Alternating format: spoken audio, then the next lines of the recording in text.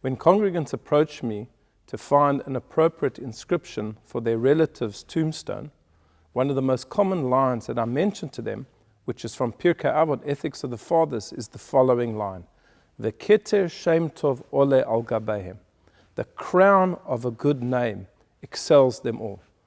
There are many things that people do in their lifetime. Perhaps they amass wealth, perhaps they become very popular, perhaps they build, whether it's buildings or institutions.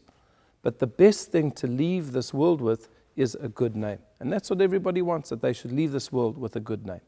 What is the context of this particular statement of Pirkei Avot?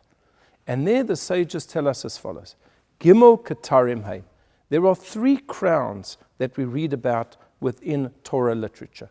One of the crowns is Keter Malchut, the crown of royalty, of the monarchy.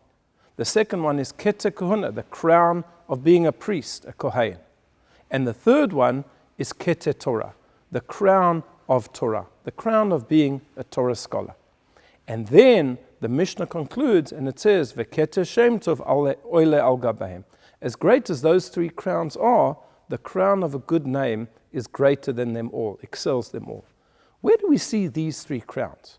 And the Talmud tells us that they are hinted to in our Parsha, Parsha Terumah. Parsha Terumah, Hashem commands Moshe to tell the Jewish people to build a Mishkan, a tabernacle. This is the forerunner to the temple in Jerusalem.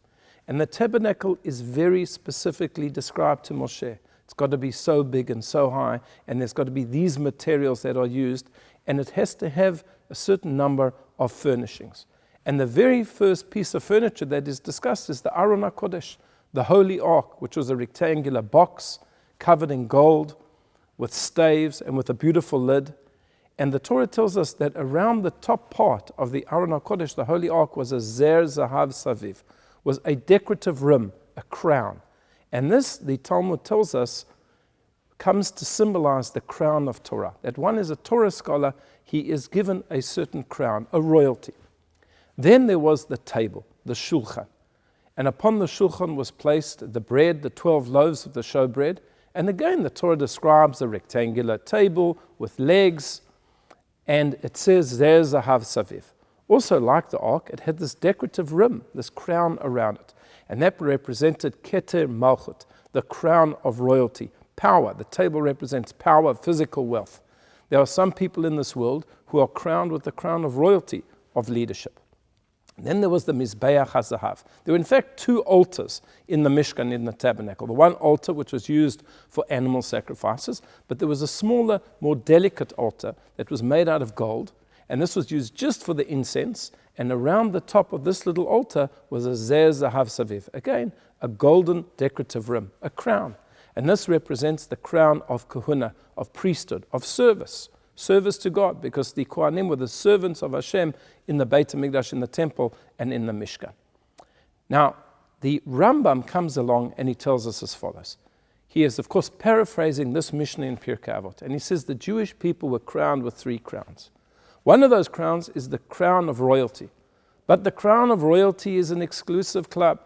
This belongs only to King David and to his descendants. If you're not part of the family, you are out of the royal club. Then there was Keter Kohuna, the crown of being a Kohen, a priest, of serving God in the temple with all of its responsibilities, duties, and privileges. But this is an exclusive club. This belongs only to Aaron HaKohen, to Aaron and his family. And if you're not born a Kohen, you can never buy into it. It's an exclusive club. But then, says the Rambam, there is Keter Torah, the crown of Torah. And this, says the Rambam, Hashem puts down on the ground, as it were, and says, this is available to everybody. Whoever wants to come and take this crown must come and take it. It's available to the entire Jewish people.